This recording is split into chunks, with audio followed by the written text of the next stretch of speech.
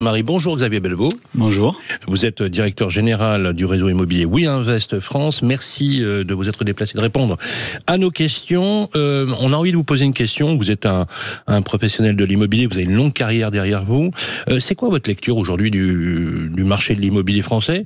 On a l'impression très franchement, que ça repart. Alors au-delà des discours un peu corporate, officiels, votre avis professionnel et personnel ? Alors, on voit depuis le dernier quadrimestre, de toute façon, qu'on a une évolution au-delà des taux. C'est-à-dire qu'en réalité, à un moment, on a eu quand même une période pendant 2 ans de latence, parce qu'on a tous parlé de 2024, mais en réalité, ça avait bien commencé en 2023.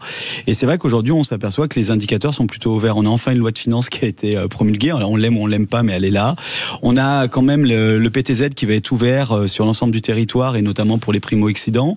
On a les droits de mutation qui seront pas augmentés, en tout cas pour les primo-excédents. Donc, on s'aperçoit qu'on a envie de remettre en tout cas un peu d'huile dans le moteur, notamment pour les primo-accédants, et ça c'est une nécessité, parce que ça va nous permettre de redonner de la construction. En redonnant de la construction, ça va nous permettre de remettre des biens sur le marché immobilier. Donc aujourd'hui, on va dire au-delà même des taux, parce qu'effectivement on parle que les taux pourraient descendre en dessous des 3% sur 25 ans. Ça on verra si la BCE arrive à tenir ses engagements, mais que pour autant on a quand même gagné 1,5 par rapport au plus haut de la crise en avril 2024. Donc en réalité, pour l'instant, on a des indicateurs qui sont plutôt ouverts. Alors justement, dans la même foulée, on voit bien les clients, ce qui les intéresse, c'est la recherche, c'est louer, c'est acheter, qu'on soit mandataire, agent immobilier, à la limite, ils s'en fichent un peu. L'essentiel, c'est qu'ils aient le service qu'ils souhaitent.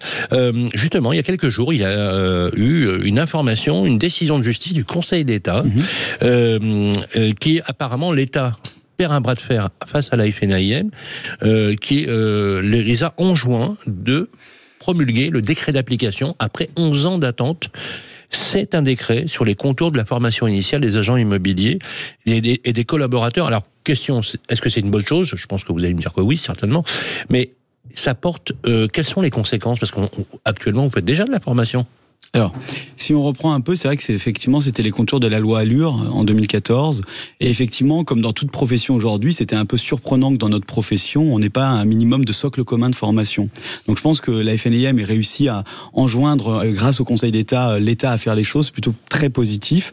Maintenant, qu'on se dise des choses, pour le client final, en réalité, aujourd'hui, il a besoin avant tout de transparence, de confiance et de compétence, parce qu'il n'a jamais été aussi dur d'acheter, de louer ou de vendre un bien. Donc en réalité, plus que jamais, on a besoin qu'un conseiller immobilier, quel qu'il soit, et peu importe son enseigne, soit suffisamment formé afin d'accompagner au mieux son client. Donc on peut que se réjouir de ce type de choses. Après, pour être très simple, ça va pas non plus changer la face du monde, parce qu'en réalité aujourd'hui, depuis des années déjà, que ce soit les réseaux de mandataires ou les réseaux d'agents immobiliers, on a de la formation qui est faite, elle est faite à la fois en distanciel, en présentiel, et on est bien obligé d'aller au-delà des 14 heures par an, parce que sinon, en l'occurrence, on a une problématique, c'est qu'on n'est pas assez compétent. Je prends toujours un exemple, aujourd'hui, c'est un client sur 3 qui va acheter sa voiture, il en sait plus que celui qui vend la voiture. Objectivement, aujourd'hui, avec tout ce qu'on peut récupérer comme documentation et grâce à des émissions comme le vôtre, le client final est informé, donc c'est une bonne chose. Avec la crise qu'a connu l'immobilier, qui est encore en crise, bien évidemment, on voit bien qu'il y a les cartes sont rebattues sur l'intermédiaire immobilier. Alors on voit bien qu'il y a une évolution dans les usages notamment. Est-ce que l'approche des clients elle est différente quel que soit le réseau, parce que vous savez il y a beaucoup de plateformes, on parle de tout digital. Maintenant il paraît que vous parlez beaucoup d'IA, d'intelligence artificielle, comme quoi ça va révolutionner le métier. Ça représente quoi dans l'imaginaire des gens, l'agent immobilier? Alors, je pense que déjà, il faut qu'on recadre un peu les choses. Tout ce qui se fait aujourd'hui dans l'IA, c'est avant tout pour le client B2B, donc agent immobilier ou conseiller immobilier. Et le client final, en fait, il en est peu touché, c'est-à-dire qu'il a des capacités aujourd'hui de pouvoir, par exemple, estimer son bien en ligne, avec quand même, il est vrai, une affinité qu'on n'avait pas auparavant, c'est-à-dire qu'aujourd'hui, plus ou moins 10-15%, on arrive quand même à avoir une vraie enveloppe de valorisation d'un bien, ce qui n'était pas le cas il y a une dizaine d'années, mais pour autant, avant tout, c'est l'agent immobilier qu'on professionnalise pour aller vers le conseiller, demain vers le client final. Mais le client final, aujourd'hui, on a beau se dire les choses, qu'il a besoin avant tout, c'est de transparence, c'est de relations de proximité, et toutes les agences qui ont essayé par le passé, et on en connaît plusieurs enseignes, aujourd'hui sont soit en redressement judiciaire, soit en liquidation judiciaire, ou enfin bref, n'existent plus. Donc en réalité, je pense que le client, il n'a pas besoin du tout en ligne aujourd'hui, et c'est pas son souhait. Les plateformes, pour vous, c'est pas un modèle... Je pense que la plateforme 100% en ligne n'est pas un modèle, et le français n'est pas prêt aujourd'hui à aller sur ce type de choses. Il a besoin à un moment de pouvoir se recentrer, de pouvoir avoir quelqu'un avec qui il va discuter, échanger. C'est un peu comme son courtier en financement. Même si 80% des choses peuvent se faire en ligne ou comme chez le banquier, à un moment, on a besoin d'un point de contact. Vous le savez, 2,5 millions de Français sont en attente de logement. Il y a 4,5 millions de personnes mal logées. Enfin, le mal logement est un fléau national. C'est une tannée, c'est une galère. Le marché de la location s'est rétréci de moitié. Et je vous parle pas du métier de la construction, vous le savez. Là-dessus, vous avez les calendriers de rénovation énergétique. D'ailleurs, nous avons notre spécialiste avec Laurent Permas qui en parle toutes les semaines, avec notamment, par exemple, des DPE déclassés pour pouvoir mieux vendre, etc. C'est un vrai sujet. On parle même d'1 300 000 DPE faux et qui serait frauduleux. On voit que le secteur de l'immobilier est un tournant décisif, notamment sur l'accompagnement des Français, sur les travaux de rénovation. C'est quoi votre constat, à la fois sur le marché locatif, dans lequel maintenant, c'est clair, la nette énergétique est déterminante, puisque d'ailleurs un administrateur de biens ne peut plus louer les étiquettes G, par exemple, mais aussi dans l'approche du bâti. Comment vous adaptez cette politique au sein de votre réseau ? Alors, tout simplement, je pense que si on revient vers le client final, aujourd'hui, la problématique, c'est que depuis des années, on a tendance aussi à matraquer le bailleur. C'est-à-dire que c'est un gros mot d'être un bailleur. Et je pense qu'il ne faut pas oublier qu'aujourd'hui, le bailleur, il participe à l'économie.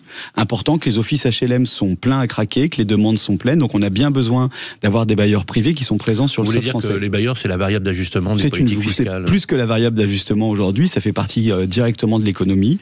Au-delà de ça, si on s'approche, effectivement, on a des obligations qui sont présentes aujourd'hui. Depuis le 1er janvier, on en aura d'autres en 2028 et en 2030. Il faut quand même qu'on reste assez vigilant parce qu'on a deux choses qui vont s'opposer.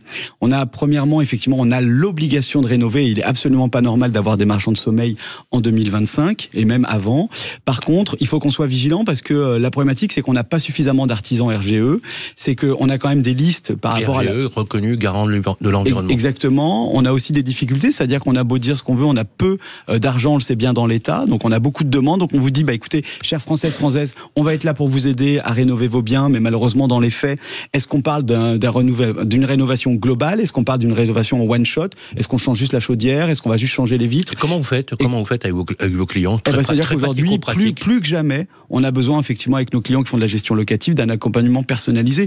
Parce qu'en fait, chaque dossier est différent. De l'assistance à la maîtrise d'ouvrage. Est-ce que vous êtes tenté par le...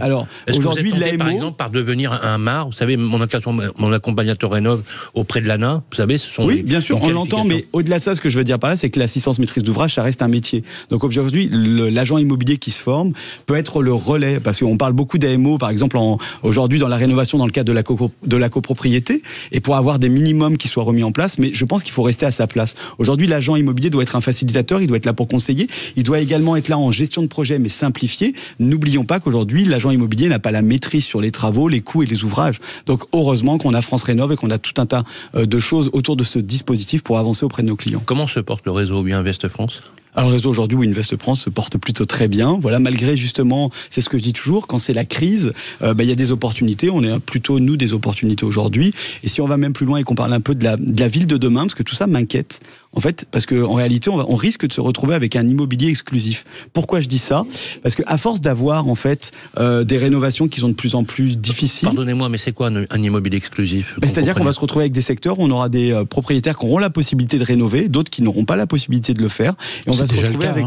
Bien sûr, oui. Bien sûr, mais ça va être un peu plus marqué. Les riches avec les riches, les pauvres avec les pauvres. Enfin, voilà, on appelle ça de la gentrification naturelle. Oui, j'entends. Mais d'un autre côté, on avait fait en sorte depuis quelques années de pouvoir en fait mixer ces populations, alors qu'on a l'impression qu'on revient à 30-40 ans en arrière en voulant un petit peu les reparquer. Et ça, c'est difficile. L'archipel français, c'est ce dont parlait Jérôme Fourquet dans son essai. Effectivement. Merci beaucoup. Merci. Merci Xavier Belvaux. Je rappelle que vous êtes le directeur général de WeInvest France. On vous trouve d'ailleurs très facilement sur Internet.